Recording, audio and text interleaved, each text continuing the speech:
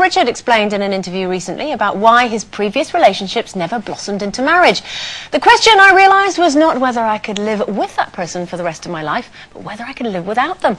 And if I could, it was best to not go any further with it. That's what he said. Quite tough talking there from Sir Cliff, but do you think that's good advice? Oh, absolutely. I say that all the time, actually, to my friends who say, oh, I'm having problems, I don't know what to do. And I sit them down and say, OK, one question. If he wasn't in your life from this moment on, how would you feel?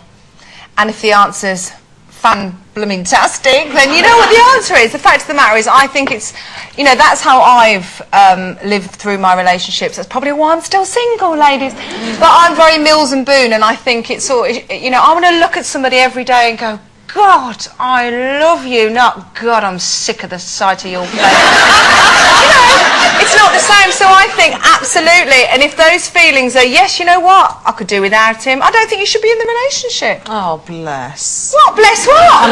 Obviously, she did that with such venom, and she looked right at me when she said that. Now, my mother, it's funny, because my mother's got the same attitude. She always says, it's not if you can live with them, anybody can live with anybody, it's if you can't live without them. And she's the same, actually. She has that attitude. Do you not agree? Do you agree with that? Yeah, I think, yeah, because, well, I'm a bit on the fence on this one because I'm already married to my career. That's what I do. I'm too focused on what I do, and my job is the first love of my life. But saying that, Ed is a very close second. I can't believe I've just said that on air. Yeah, I have. But I must admit that you know, I am compromising now, which I've never done before. So I am making time for him. The thing is now he's on tour more than I am. So. Well, I think it's all a bit, I don't know, it's all a bit dramatic, isn't it? I mean, you know, you can physically live without anybody. It's just whether or not you want to, isn't it? You know, and I could live without him. I don't want to, because my life's, you know, 1,000 times better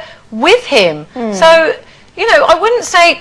And the thing is, I think if you're looking for a relationship and you need a relationship and you want a relationship, then there's no point in just dismissing it because you think you can't live without them. Do you know what I mean? Otherwise, you never go out with anybody. And also, I think you have to bear in mind, Zoe, that there will be some days that you wake up and go, oh, the day you were born! Well, I know, I had that, you see. Yeah, and but that's normal. I know it is normal, I don't want that. I think, you know what? That's why you're on your own. Well, until I can find somebody who I can't live without, I'd rather do without. Yes, but you can. You know, you would be able to. It's just finding that person that you can live with comfortably without thinking every day, go away. Yeah. Do you know what I mean? You know, or that you think that less times than you think. Lots of people do that. I know lots of married women and lots of married women that just make do, and I don't want to make do. Oh, yeah, but you got to don't fall into the trap. I did fall into that trap. You know, I was kind of convinced. I convinced myself. I let him convince me, but I was convinced I couldn't live without Chris, and I married him. You know, and I probably shouldn't have. But at the time, I truly believed in my head, I really can't live without this bloke. I mean, I probably was a bit, you know, drunk. No, not drunk. Do you know what?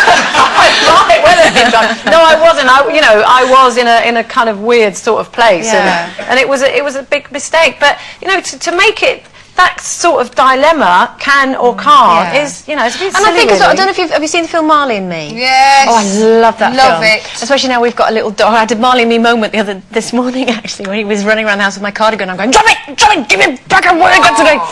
If you've not seen the film, you have no idea what I'm talking about. But there's a bit in it, and when Steve and I were watching it, and he said, do you know people should watch this film before they get married, because then you'd know what real life is all about. And I said, but it doesn't make any difference, because you wouldn't believe it, and you'd think, well, I wouldn't do that, and my life wouldn't be like that, and my husband wouldn't be like that, my children.